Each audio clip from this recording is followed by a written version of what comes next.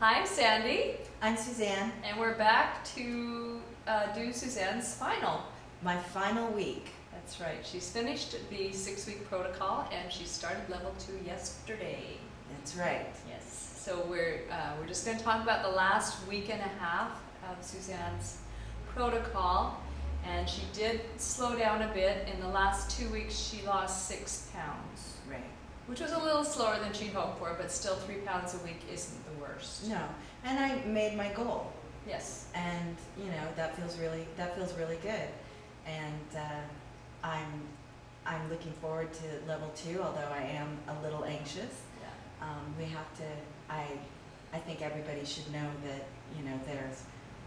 that there's a possibility that you will still keep losing weight and still be making good choices, and that's what I'm hoping for myself for level 2, because I worked really hard on level 1. Yes, you did. Everyone does. And Yes. so we're going to talk about level 2 because that's the scary part. It shouldn't be, but it tends to be, because level 1's very black and white. You can do this, and don't do anything else. So it's pretty simple to keep your choices there.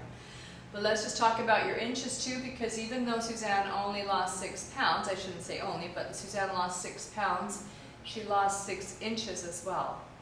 So she lost most of her inches, a huge percentage of her inches in the last 2 weeks. And you said you noticed in your clothing. My clothing is fitting just so nicely. I didn't even know that I wasn't. My clothes now fit me.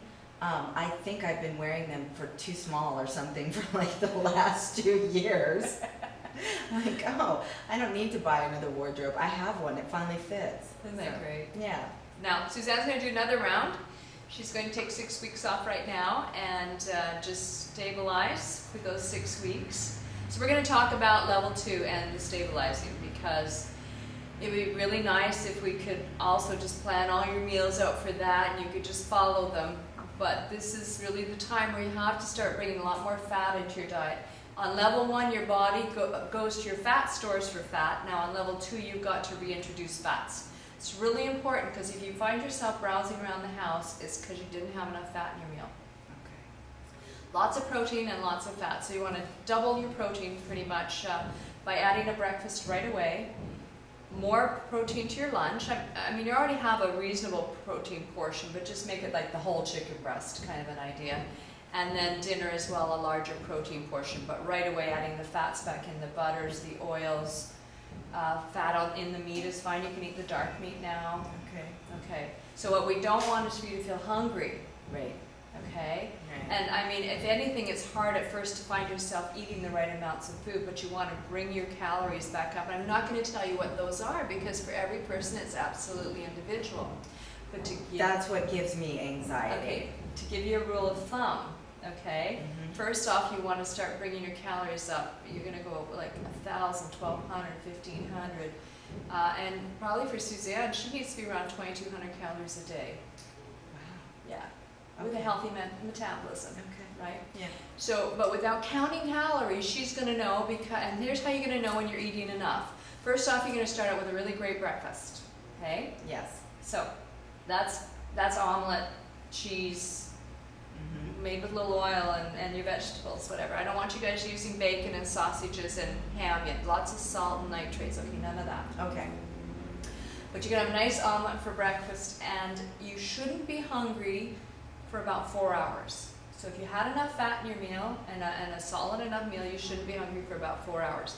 So say Suzanne ate her breakfast around 8, then it should be between 12 and 1 before she's really feeling some hunger. And if she wanted, she could have an apple if you're not sick of apples yet. Love apples. You can have a little something, but you should be able to manage until lunchtime. So then you have a nice, say, salad for lunch. But this time you're going to use real salad dressing, real oils. Yes. If you can make your own, that would be the best, or you're going to want to find a made one that doesn't have additives like sugar and so forth. It's a little hard to find them, so. Right. Make sure you have protein with your lunch, though. And then in the afternoon, so at that point you should be able to go for quite a while without feeling hungry if you've had enough fat in your lunch. Okay. So remember in the old days we had 3 meals a day. I'm maybe older than some of you, so. But it used to be breakfast, lunch, dinner, no snacking between meals, right? Only kids got to snack between meals. Mm-hmm. The grown-ups weren't supposed to, and your mom would always say, don't ruin your dinner, right?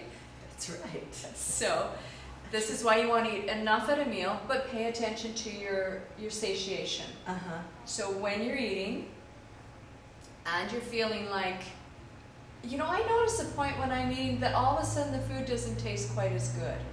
I've noticed that. That's my signal to stop, It actually. is, Yes. yeah. Yeah. And they also say there's a pause in our eating where we naturally put our fork down without thinking about it. And if you pay attention, that's also the signal that you've had enough. You're not looking to feel full, you're looking to feel that you're not hungry anymore.